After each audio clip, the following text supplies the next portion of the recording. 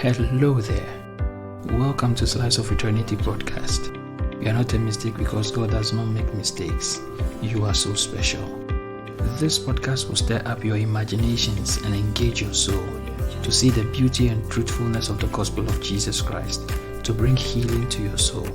Kindly like, share and subscribe to Slice of Eternity on YouTube and all podcast platforms to stay up to date on all episodes and events. You are listening to episode 4 of Slice of Eternity. Today, I'm talking about Destination Unknown Part 1. Destination Unknown Part 1. I read a story of 3 friends who were having a conversation on an airplane. One of them said he doesn't believe that planes have pilots and that to him, planes are just controlled remotely like drones are controlled. The second passenger disagreed. For him, he believed that there are pilots who control planes to take off, but once the plane's in the air, they fall asleep and they don't do anything else throughout the rest of the journey.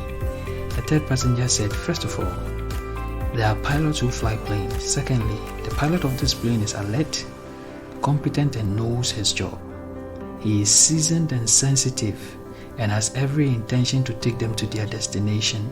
So the others asked her how she knew all this, and she answered them that she knows the pilot because the pilot is her husband, and because she knows the pilot, she knows that they are in good hands. When we make our plans to travel somewhere, the destination is usually the first thing we determine. How would you feel like if I told you that I'm traveling, but then you ask me where I'm going and I tell you that I have no destination in mind? I would be crazy, you know? Destination unknown may be okay for a road trip, especially when you want to explore the vast world out there. But when it comes to life, that's a different story altogether. A long time ago, I was in a conversation with my wife, and I asked her what she was afraid of. She told me she's afraid of the unknown. Initially, it didn't make sense to me, but in the course of time, I came to understand her sentiments. The thought of an unknown future can be terrifying. It is one of the things that can keep you up at night. We may like surprise parties, but we don't tend to enjoy life throwing a surprise at us. You see, we all crave for security, stability and clarity. We have a desire to know and control our future and what is ahead. We are uncomfortable in the space of the unknown. The unknown can be scary. We want to know what is coming next and how that will affect our lives. We want to be able to plan and be prepared for what is coming next. We don't like being in the dark. It's the feeling of not knowing that can cause us to note stress and depression on a first name basis. We all like things to be predictable. At least I do. We expect things to be safe and to keep on happening just the way they always have. We expect the sun to rise in the morning. We expect to get up, survive the day and finish up and back in bed at the end of it, ready to start all over again the next day. Maybe that's just a trick our minds play on us to make life seem ordinary.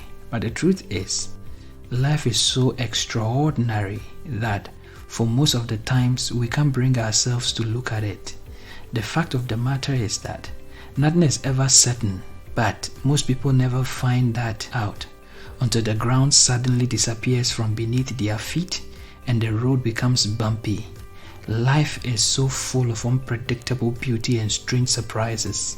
Sometimes that beauty is too much that it leaves us saying, wow. Other times it leaves us with tears, sorrow and heartaches. Life doesn't wait for us to be ready before it throws its punches. Life sometimes treats us as though we are on a journey to a destination unknown.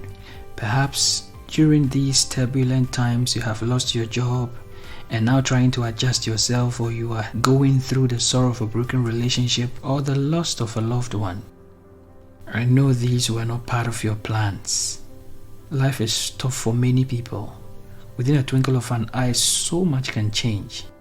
And these changes and unexpected experiences, we did not plan for them.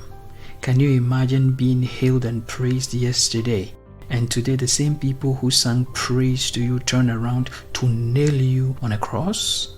Can you imagine being the beloved of your Father and getting all you want from Him, and all that changing within a few hours due to unforeseen circumstances?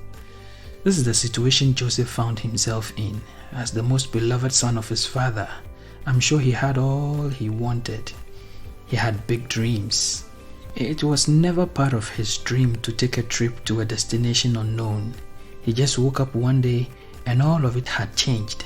He faced the pain of family rejection. In Genesis chapter 37 verse 28, his brothers wanted to kill him.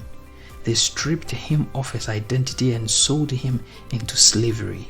His journey to the unknown destination just began. He suffered the pain of false accusation in the house of his master Potiphar.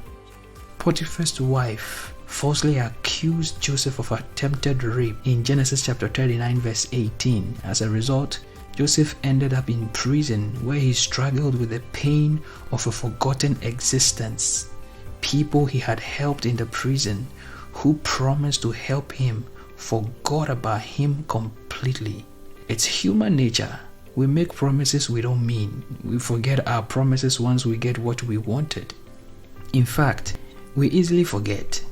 We forget people who were there for us. We forget those who helped us in difficult times.